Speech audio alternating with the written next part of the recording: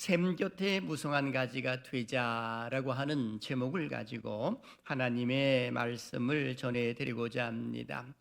우리나라 고유의 명절 부정인 연휴를 맞이해서 고향에 오고 가는 모습이 있었을 것이다 라는 생각을 해보게 됩니다. 무엇보다도 연휴 기간임에도 불구하고 오늘 성일을 맞이해서 주님 전에 찾아오신 사랑하신 여러분들에게 새해 복 많이 많이 받으시기를 주님의 이름으로 축원합니다.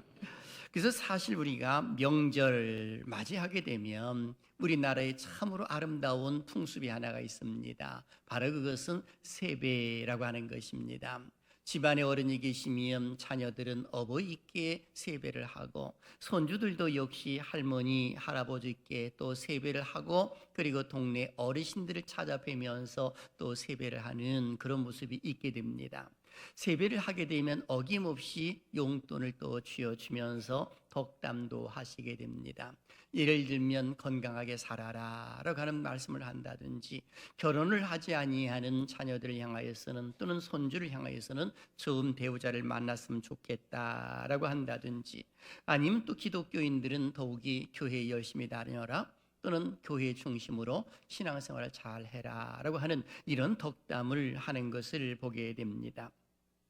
어르신들의 그 덕담은 그 인생에 있어서의 참으로 전환점을 되는 경우도 허다하게 많고요.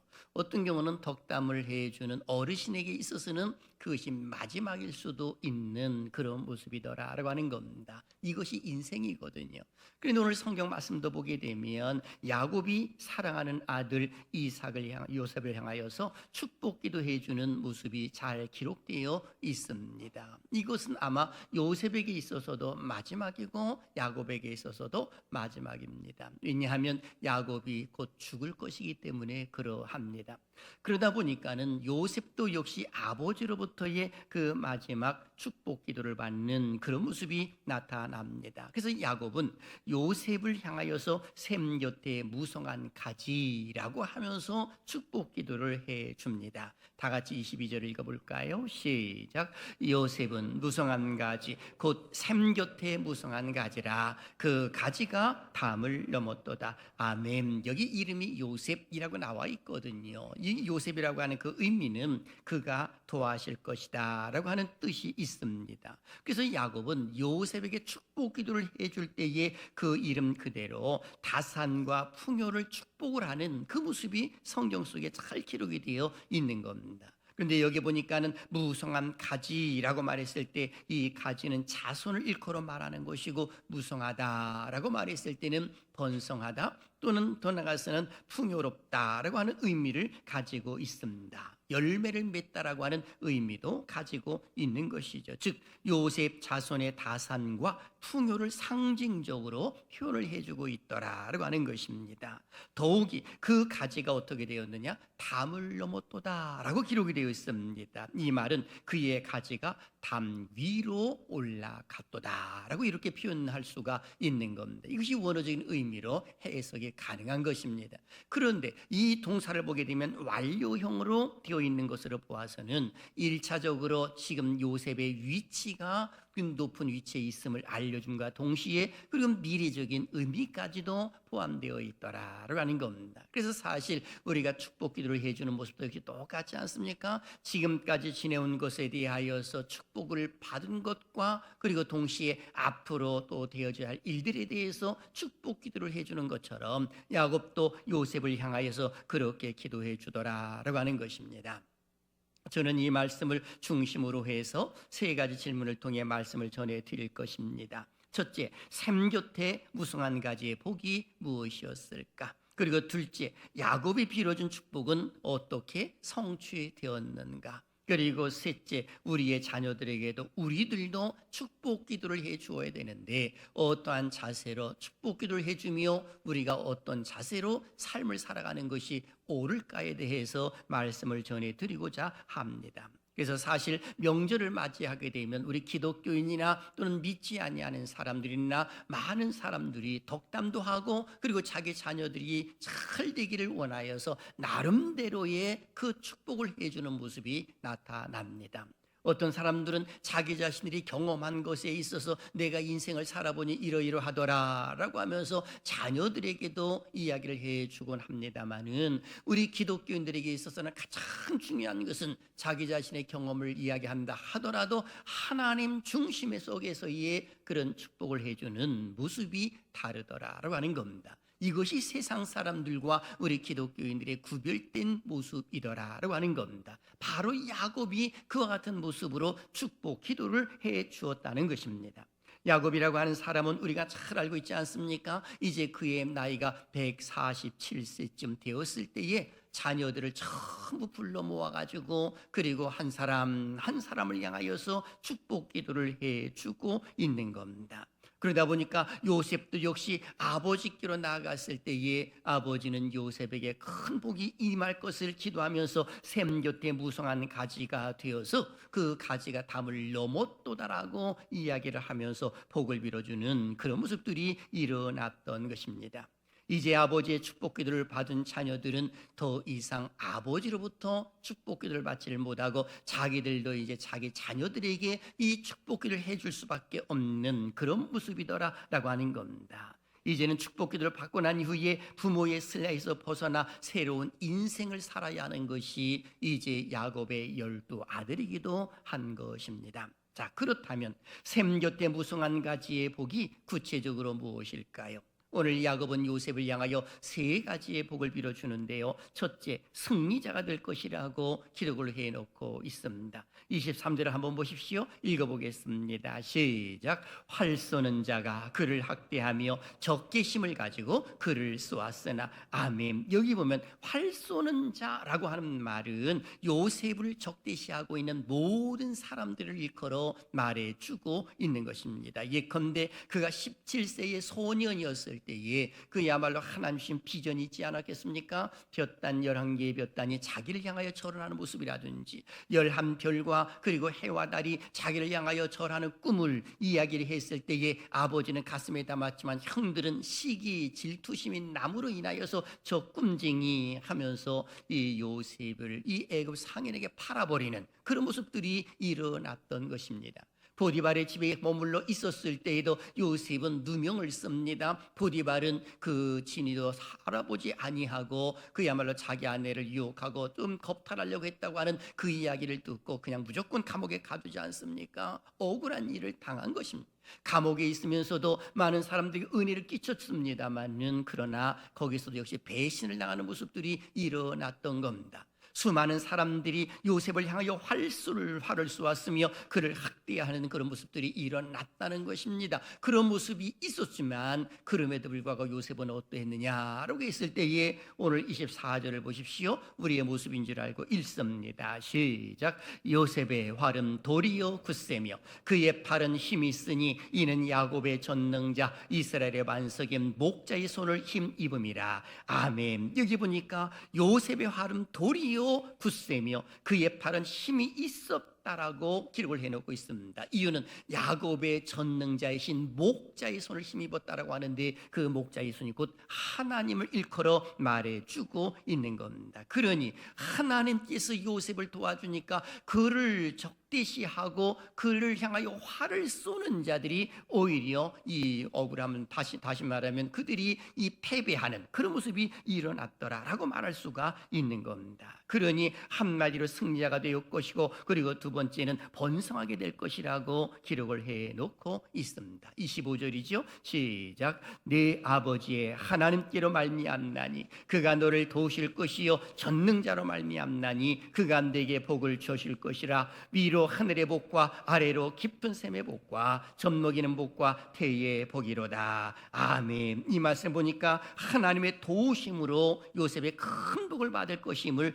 기록하고 있습니다. 그러면서 네 아버지의 하나님께로 말미암나니, 그렇게 야곱이 받은 복이 있는데 하나님으로부터 받은 복이라는 겁니다. 그런데 그 복이 너를 도와주시는 하나님이 너와 함께 할 것이다 라고 하는 것을 알려주고 있는 겁니다. 그래서 그가 내게 복을 주실 것이다 라고 하면서 위로의 복과 아래의 복을 이야기해주고 있습니다. 위로의 복이라고 하는 것은 하늘의 복을 일컬어 말해주고 있습니다. 이 말은 적절한 시기에 내리는 비의 양을 일컬어 말합니다. 이른 비를 말하는 것이고 늦은 비를 이야기하는 것이죠. 햇빛을 이야기하는 것입니다. 일조량이지요. 그리고 온도와 이슬과 그리고 적절한 바람 같은 것들을 일컬어 하늘의 복이다, 이렇게 말해주고 있는 겁니다. 그리고 아래로라고 말했을 때 깊은 샘의 복, 이렇게 되어 있는데 이것이 바로 원천의 복이라고도 그 번역에서는 이야기를 해주고 있습니다. 원어를 보게 되면 아래에 웅크리고 있는 깊음의 복, 그러니까 그 물이 땅속에 웅크리고 있는 물이 있다는 겁니다. 그런데 이런 것들을 하나님께서 주시겠다는 겁니다. 하늘로부터 비가 내리지요, 땅에도 물이 있지요. 그러니 자연스럽게 곡식이 잘 될 수밖에 없고 가축이 잘 될 수밖에 없는 겁니다. 이것으로 끝나지 않습니다. 여기 보니까 젖 먹이는 복과 태의 복이로다 라고 하면서 자손들에게 큰 복을 줄 것임을 이야기를 해주고 있습니다. 이 말은 가족의 수가 노동력과 부와 사회적 권위로 비추어지는 당시로서는 이 많은 자녀를 낳는 것은 빼놓을 수 없는 큰 복으로 간주된 시기였기 때문에 그런 것입니다. 그러니 젖 먹이는 복과 태의 복이로다, 이것은 곡식에까지도 또는 더 나아가서는 이 동물에 이르기까지 전부 다가 이어질 것임을 알려주고 있는 겁니다. 그리고 세 번째는요, 한없는 복을 받을 것이라고 말합니다. 26절 시작. 내 아버지의 축복이 내 선조의 축복보다 나아서 영원한 산이 한없음같이 이 축복이 요셉의 머리로 돌아오며 그 형제 중 뛰어난 자의 정수리로 돌아오리로다. 아멘. 여기 말씀 보니까 내 아버지의 축복이 내 선조의 축복보다 나아서 라고 기록이 되어 있습니다. 이 말의 의미는 야곱은 자신이 요셉을 지금 축복하는 것에 있어서 자기 아버지 이삭이 자기를 축복하는 것보다 더 나아서 이렇게 말하는 것이거든요. 그러니까 더 큰 복이 내게 임할 것이다. 내 아버지가 내게 축복을 해준 것보다도 내가 내게 축복해 준 모습 가운데 더 큰 복을 받을 것이라고 이야기를 해주는 그런 모습이 있음을 선포하고 있는 겁니다. 그러면서 여기 보니까 이 산이 한없음과 같이, 영원한 산이 한없음 같이 이렇게 표현했습니다. 이 말은 그야말로 영원한 산의 최극단까지, 그러니까 한이 없도록 하나님께서 부어주신다는 복을 이야기해 주고 있는 겁니다. 이 모든 복은 평생 너와 함께 하신 하나님으로부터 올 것이라고 이야기를 해주고 있는 겁니다. 그렇습니다. 야곱은 임종을 앞두고 12 아들들에게 특별히 하나님께서 복을 내려주실 것임을 한 명 한 명 모두에게 복을 빌어주는 그런 모습들이 일어났던 것이죠. 요셉에게는 승리자가 될 것임을 이야기합니다. 번성하게 될 것임을 이야기합니다. 한없는 하나님의 복이 임할 것임을 축복 기도를 해 주었더라라고 하는 겁니다. 놀랍게도 하나님께서는 요셉에게 이렇게 복을 빌어주었을 때에 요셉이 이것을 받느냐 받지 아니하느냐, 이것은 당사자의 몫입니다. 그런데 요셉은 아멘 하면서 이 말씀을 받았다는 겁니다. 그런데 받지 아니하였을 때는 어떻게 되느냐, 어김없이 하나님 복이 임할 수가 없는 거죠. 그러니 지금 여기 야곱이 요셉을 향하여 이 세 가지 축복 기도를 해 주었을 때에 거기엔 조건이 하나가 있습니다. 그 조건이 뭐냐, 하나님을 잘 섬기는 그 안에 머물러 있는 것이 조건이에요. 좀 더 쉽게 이야기하게 되면 하나님을 등진다든지 우상을 섬긴다든지 그런 모습이 있다고 한다면 아무리 축복 기도를 해준다 하더라도 이것은 임할 수가 없는 겁니다. 예컨대 이사야 28장 1절 2절 보게 되면 에브람과 므낫세가 하나님을 떠나 우상을 섬김으로 인하여서 그 모든 복을 상실하고 이방인의 포로로 끌려가는 그런 모습이 있었기 때문에 그런 것입니다. 그런 거로 조건은 뭐냐, 아버지가 아무리 축복기를 해준다 하더라도 자녀들이 하나님을 등진다고 한다면 저주밖에 없는 것이지 결코 하나님의 복이 아니다라고 하는 것입니다.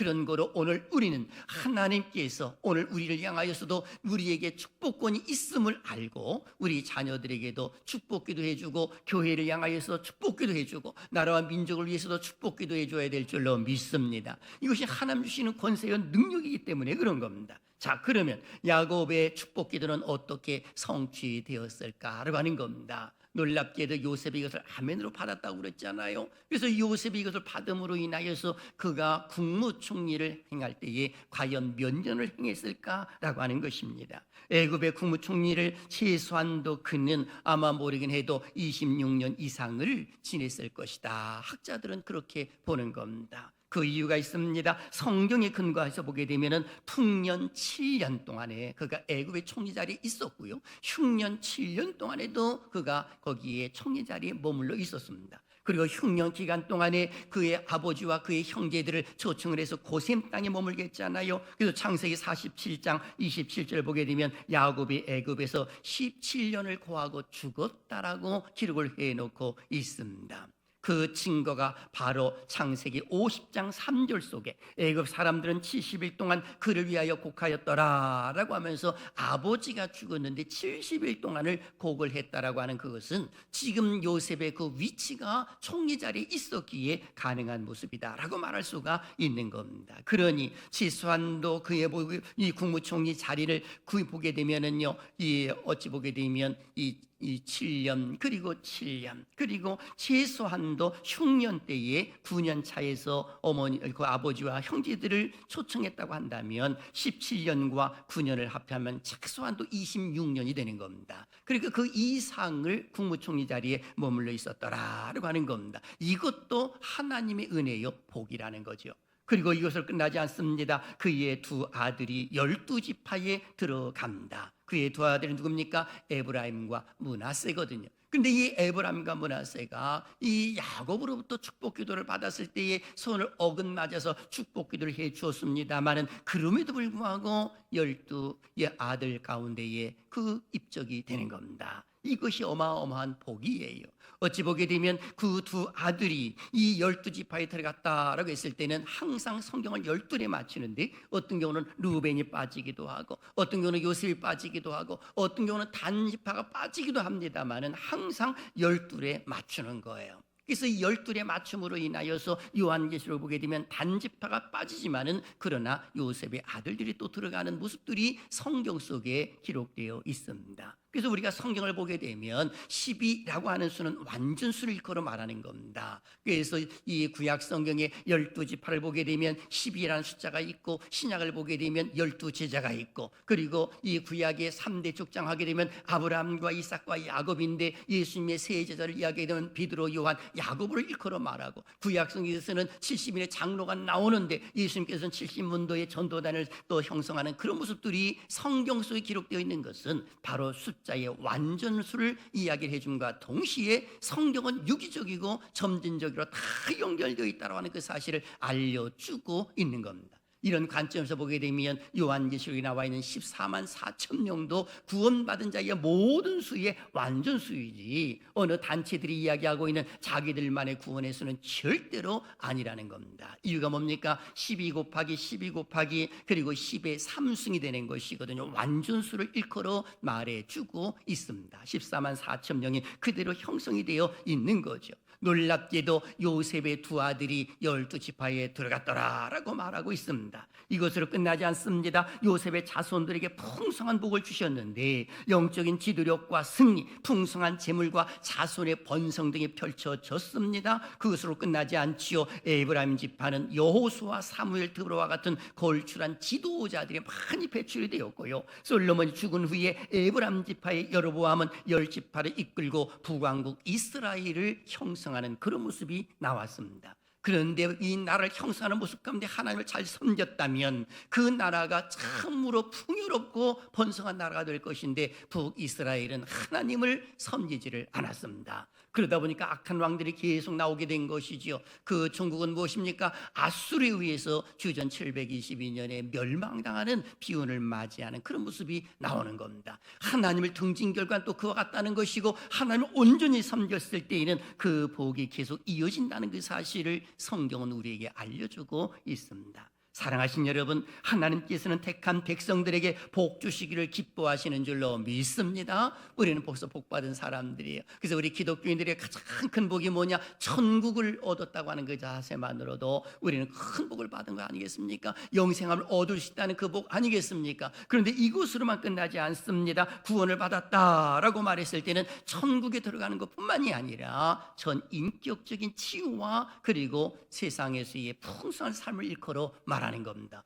어떤 경우는 물질의 복도 이야기할 수도 있겠고 어떤 경우는 샬롬의 은혜가 임하는 것을 이야기할 수도 있을 것입니다. 우리 기독교인들이 물질의 복을 받는 것과 세상 사람들이 받는 것과는 근본이 다른 것입니다. 하나님을 믿는 믿음의 사람들은 하나님의 은혜로라고 이렇게 말을 하지만 세상 사람들은 그렇게 말하지를 않기 때문에 그런 겁니다. 저는 우리 요셉에게 펼쳐진 하나님의 복이 사랑하신 여러분들 올 한 해 삶을 살아갈 때에 그대로 펼쳐지는 은혜가 있기를 주님의 이름으로 축원합니다. 그런 거로 오늘 우리가 가져야 할 자세가 있습니다. 두 가지입니다. 그 첫째는 샘 곁에 머물러 있어야 하는 겁니다. 샘 곁에 머물러 있자. 시작. 샘 곁에 머물러 있자. 아멘. 22절을 다시 한번 보십시오. 요셉은 무성한 가지, 그 샘 곁에 무성한 가지라. 그 가지가 담을 넘었도다 라고 기록을 해놓고 있습니다. 이 말은 요셉의 그 영향력이 뛰어났다는 것이죠. 큰 영향력을 발휘했다라고 말하고 있는 겁니다. 그래서 무성한 가지, 그 가지가 담을 넘었다라고 말하고 있는 것 아니겠습니까? 그런데 지금 여기 조건이 하나가 있습니다. 샘 곁에 무성한 가지, 이렇게 표현했거든요. 그렇게 샘 곁에 있는 나무는 웬만한 가뭄에도요 시들지를 않습니다.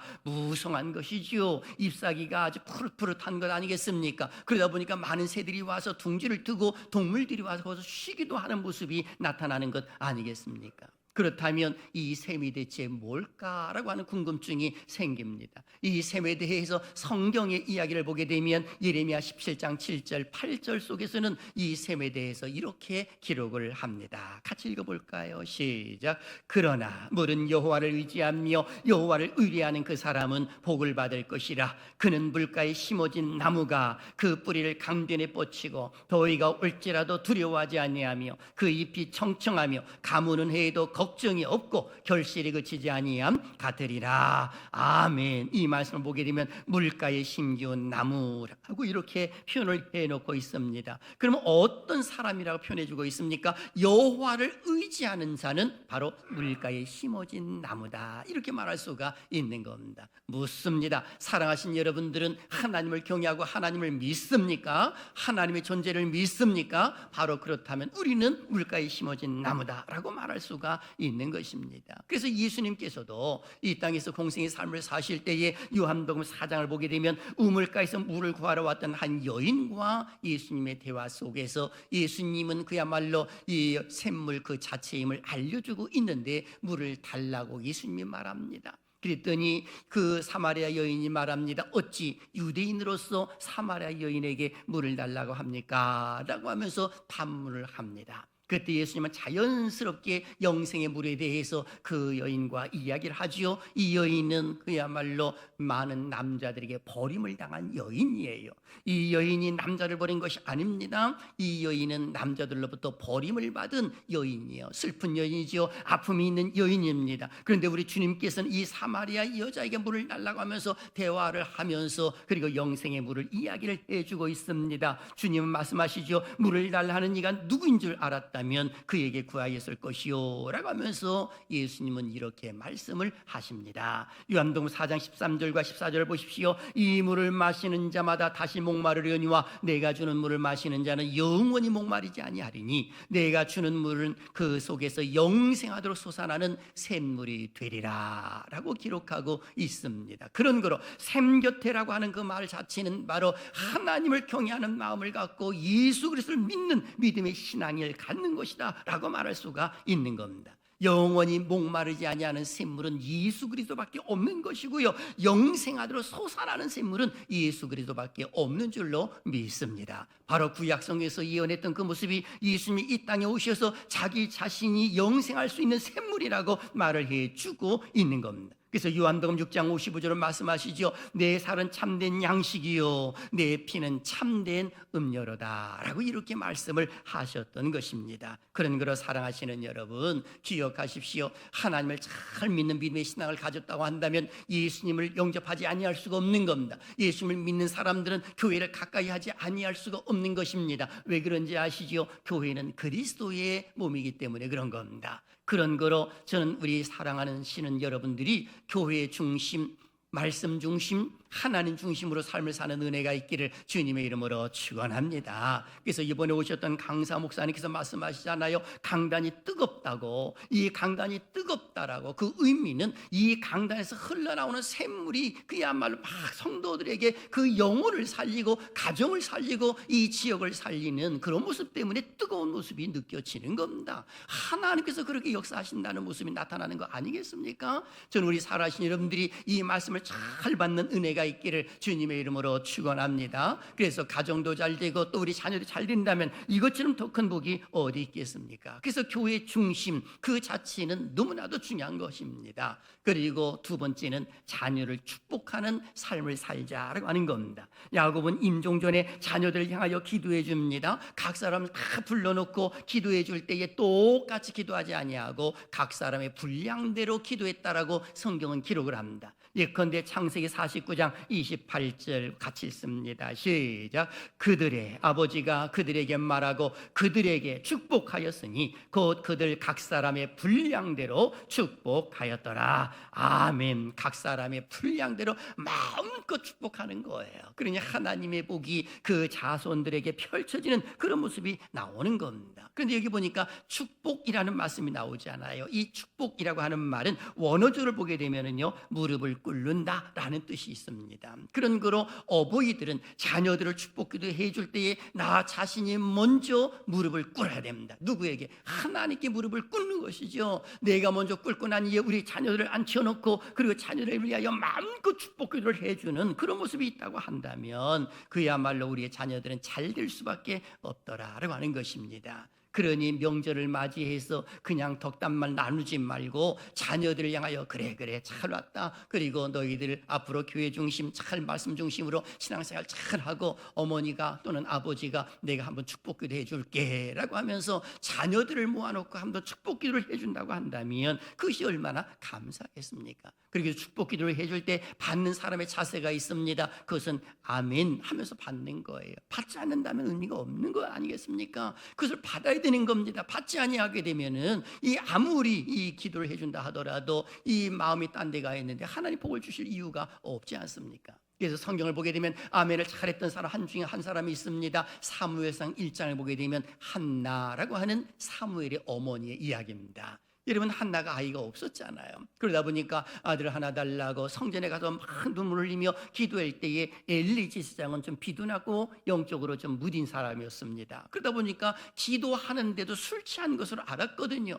대낮에 술 취한 모습을 보면서 술을 먹지 말라고 이야기하지만 한나는 말합니다. 내가 술 취한 것이 아니라 내가 지금 이렇게 아픔이 있어서 하나님 앞에 기도한다라고 말합니다. 아들을 낳지 못하고 아이가 없어서 이렇게 기도한다라고 말하는 것이죠. 그랬을 때에 엘리 제사장이 사무엘상 1장 17절에 이렇게 말합니다. 평안히 가라. 이스라엘의 하나님이 너의 기도하여 구한 것을 허락하시기를 원하노라. 이렇게 말합니다. 그랬더니 한나가 그 말을 딱 듣고 얼굴이 환하게 비치기 시작을 하면서 아멘 하고 떠난 것이거든요. 그 후로 얼굴에 이 다른 근심이라든지 이런 거 다 사라져버리고 샬롬의 은혜가 임하였던 것입니다. 아멘 했다는 것이죠. 아니나 다를까 그의 남편과 함께 잠자리 들므로 인하여 하나님께서 생각하셔서 사무엘을 출생케 하시는 그런 모습이 있음을 성경은 기록을 해놓고 있습니다. 그런 거로 우리는 하나님 말씀을 드릴 때에도 축복 기도를 받을 때에도 우리는 아멘 하면서 받아야 될 줄로 믿습니다. 어머니 아버지가 축복 기도 해주면 자녀들은 그걸 잘 수용을 해야 되는 겁니다. 그래서 그걸 아멘으로 받고 그리고 어머니 아버지의 그 말씀을 잘 귀담아 들으려고 노력하는 것이 옳다라고 하는 겁니다. 그래서 기도는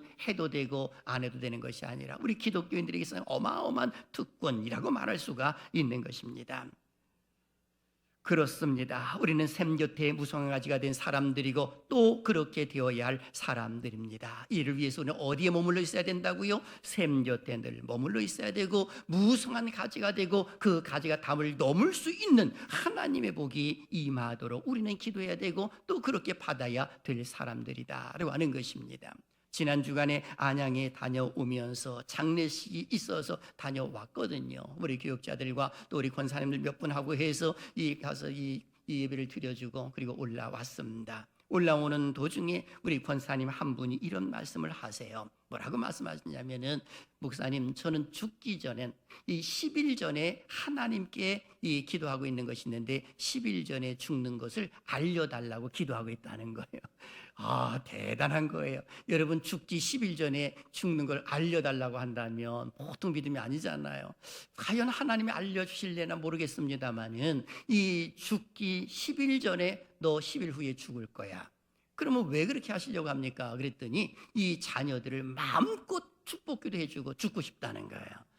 10일 전에 이 자기가 죽을 건지 아니까 자녀를 다 모아놓고 마음껏 축복기도 해주고, 그리고 이제 자기는 천국에 가고 싶다라고 하는 그런 이야기였습니다. 그 말씀을 들으니까 가슴이 뭉클하더라고요. 여러분, 우리가 그런 자세를 갖는다면 얼마나 좋은 믿음일까라고 하는 겁니다. 우리가 죽기 이전에 살아있을 때 자녀들을 마음껏 축복기도 해주는 거요, 이건 너무너무 좋은 거예요.